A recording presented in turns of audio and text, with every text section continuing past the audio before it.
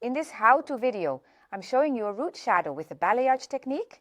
The length points are at a color level 8 with warm pigment, and at the base it is a color level 7 with also warm pigment.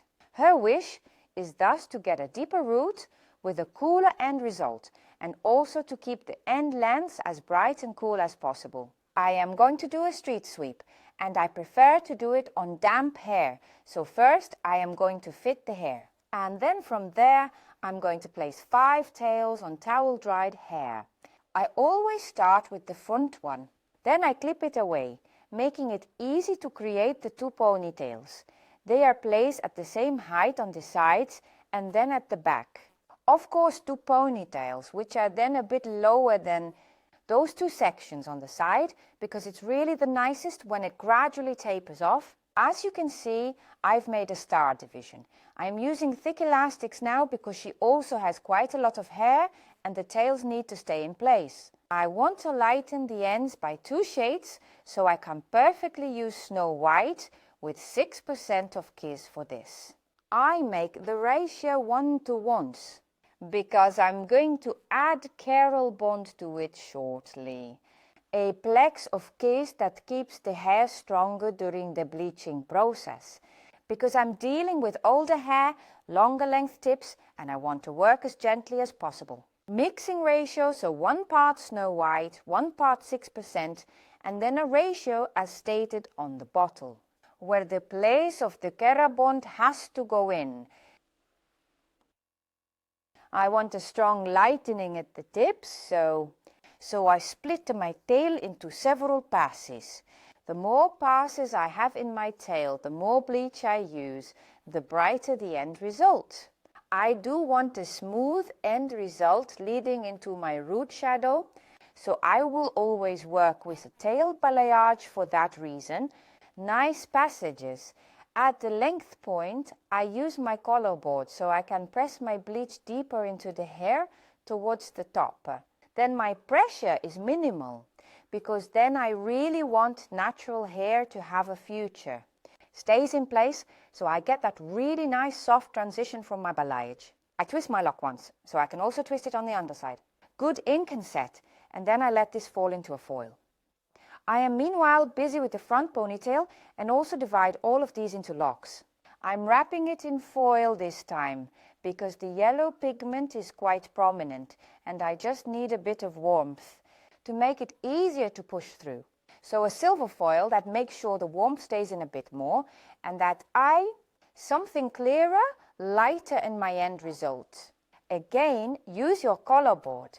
Apply the bleach neatly at the root, gently apply and press down on your length properly. Turn it around, that color again, because I really want to get a strong lightening at the length tip and soon that depth at the root. The great thing about working with your tail is that when you release the tail, is that I start my bleaching at different heights, and that gives that soft final result. Every quarter hour, I check how my color is doing. It's not quite there yet, so I let it sit for another quarter hour. Then check it again until I reach the right color level, and I really want to end up around a color level of 9A10. Then I'll rinse it out. One by one, I rinse out the tails. The advantage of this is, imagine if the top one is not so good yet.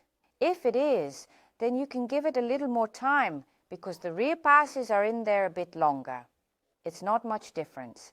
About 10 minutes, a quarter of an hour, because this technique, it gets in very quickly.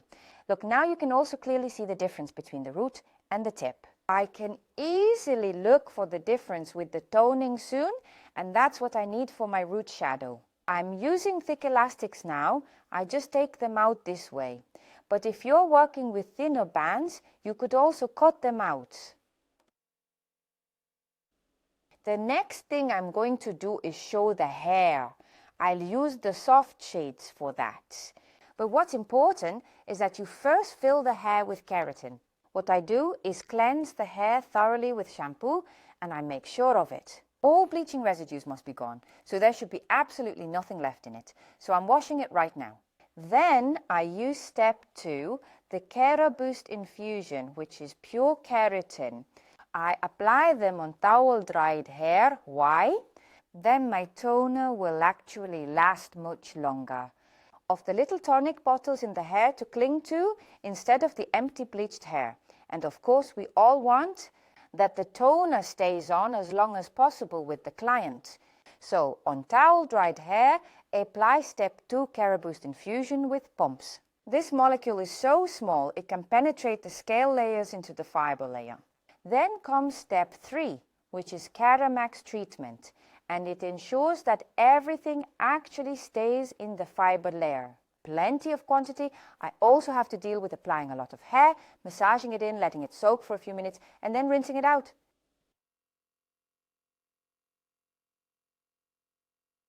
I let the treatment work for a few minutes, rinsed it out, handy. Towel dried, and from here I just have a nice base to start applying my toner.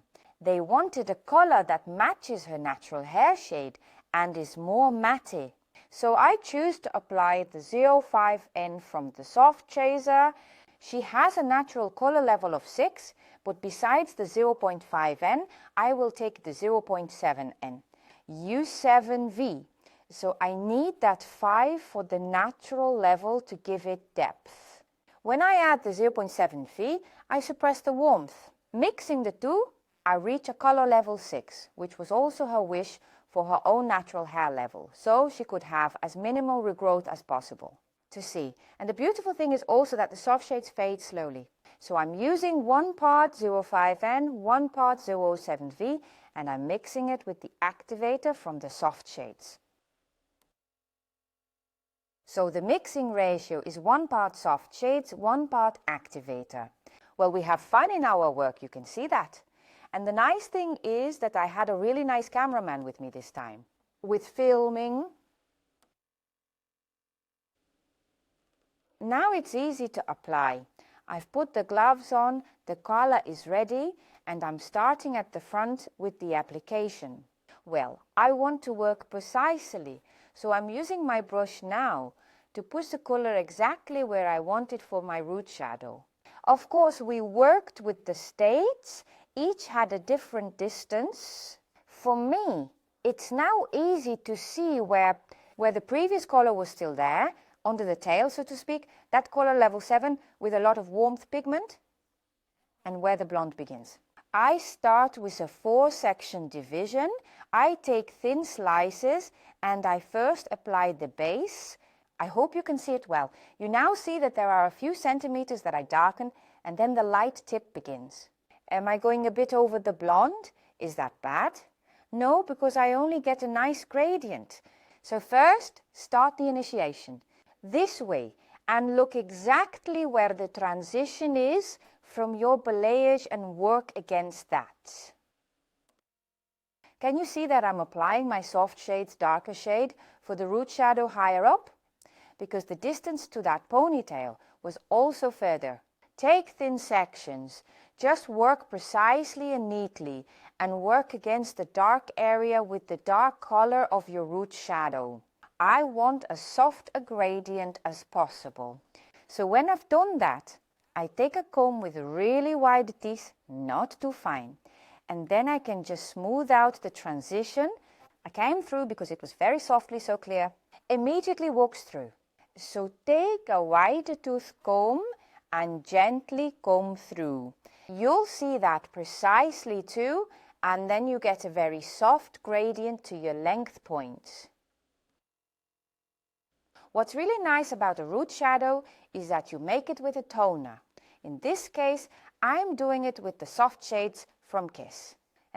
Because if this client comes back in half a year to move the balayage up again, or earlier, so I don't have to go through a painted barrier. And then it's just more difficult to blend those colors to get cool. So you always have to think 1 step ahead. If the client comes back next time and wants the balayage higher, it's easier to go over that rinse than if not. Through a painted barrier. What you do not see in the video, but what I need to explain to you. I gave this a development time of 20 minutes. And then I went up to the length point, getting ready so it can cover the entire hair. What am I preparing? The soft shades of Kiss, the 10p, with half 10 volt violet to suppress the last yellow for a bright, cool, to achieve the final result. Because I did not want it to be grey, I just wanted to freshen it up a bit. I want to achieve a matte shade. For example, I took 40 cubic centimeters of my soft shades and added 40 cubic centimeters of activator to it. Well, you can see I've completely rinsed out the previous root shadow and now it's going all over the hair because I don't want to miss a single hair. I do that at the sink. So I use the 010V and the 010P. I make sure the color stays fine. Sinef haartje, dan ik zoek ook zet, massaged in very well. So I catch every hair and it needs to work for 20 minutes, but often I go on. I stay with the hair to work on it. And when you don't have time to stand by it, every 5 minutes, just massage it through to make sure you get every strand. I've got a handle on it, not that there's another with some yellow pigment left over, because you'll see it in your final result. Here you can see very clearly what happens with that 110p, and it zeroes in Pete. Maybe you think, oh, he might be a bit dull, but you'll notice when you dry him. It's very clear. I left this on for 20 minutes, rinsed it off, and from there we can start styling the hair. To not make the movie too long, we skipped steps 4 and 5 of the basket weaving. We have left it for 8 weeks. I really sealed the hair well, and now I'm going to style it. I used the Ceramos for this. It might be a bit of an old-fashioned product, but it's still my favorite for when I really want to create lightness and volume in hair. Well, our mousse, you can see, it remains just a beautiful ball. You can play and throw with it nicely, but it doesn't become a wet mess. I'm just spreading it delightfully. Good in the hair, you'll find the soft shades are already challenging. It has put a lot of shine on the hair, but always when you're blow dry in the direction of the cuticle layer. Downwards, because then you seal them even more, and even though the hair is already shiny, it will shine even more. So you can see that here, blow drying downwards with the doppelganger effect, that you blow dry following the direction of the cuticle layer downwards. Using the curling iron. First I apply yesterday's finishing spray, and then it just gives that curl a bit more body, so it stays in place longer. I use something from Balayage, the third size, I believe, of the curling iron. I'm never that good with millimeters, but you all can see it. It's a slightly larger curling iron, and that just adds a nice wave to the hair, because I don't want curls, curls, curls. Not that. As you might already see, my model was constantly beaming and laughing in the mirror. She was so incredibly happy with the final result. For the first time, she had a balayage with a dark root and no scream. I hope you found the video helpful. Thank you for watching.